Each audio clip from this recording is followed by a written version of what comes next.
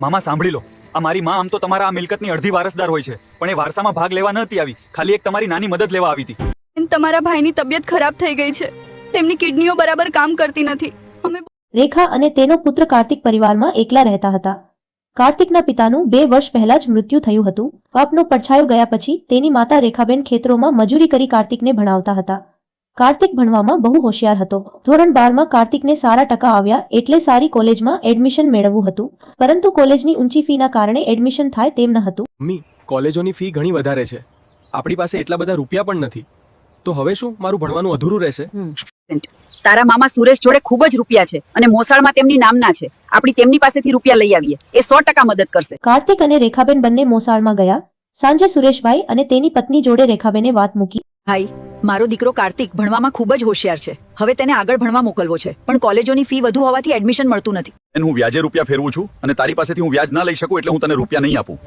પૂછી ના આપ, હું તને 2 વર્ષ સુધીમાં આપી દઈશ. તારી આ મદદ મારા માટે ઘણી મોટી વાત હશે. કૃપા. બેન, હું કોઈને વ્યાજ વિના એક પૈસો પણ નથી આપતો. ભાઈ, હું તો તારી બેન છું. આ ભાણેજ ભણશે તો હું સુખી થઈશ.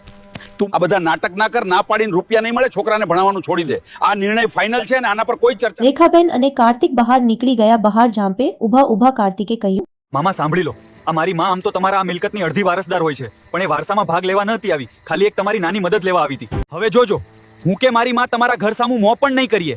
આ છેલ્લી વાર છે કે તમે અમને આ રીતે જોઈ રહ્યા છો. ભાઈ, આ તારી બધી મિલકત મારા માટે તો આજથી ધૂળ છે. મારે આ કંઈ જ નથી જોઈતું. આપણે અહીંયાથી નીકળી જઈએ છીએ. હવે ફરી ક્યારેય પાછા નહીં આવીએ.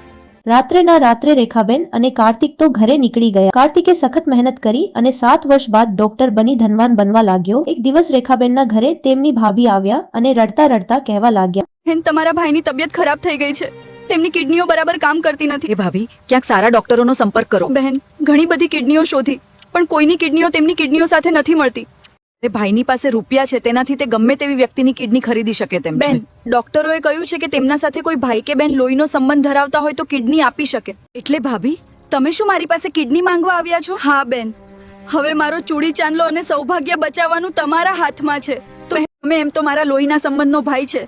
મારા પિતાનું ઋણ મારી પર રહેલું છે, એટલે તેમના દીકરાને કિડની આપવા તૈયાર છું. હું તેને કિડની આપીશ, પરંતુ મારા દીકરાએ આપેલા વચનને હું પાળીશ. ક્યારેય હું તમારા ઘરે નહીં આવું. એટલામાં જ કાર્તિક આવ્યો અને સગળી વાત રેખાબેનની સાંભળી. તે ગુસ્સે થઈ ગયો અને રેખાબેનને કહેવા લાગ્યો, આપણે ખરા સમયે તેની જોડે માત્ર પૈસાની થોડીક મદદ માંગવા ગયા હતા, તો પણ મામાએ ના પાડી હતી. તો હવે તો શું કામ કિડની આપે છે તારા જીવના જોખમે?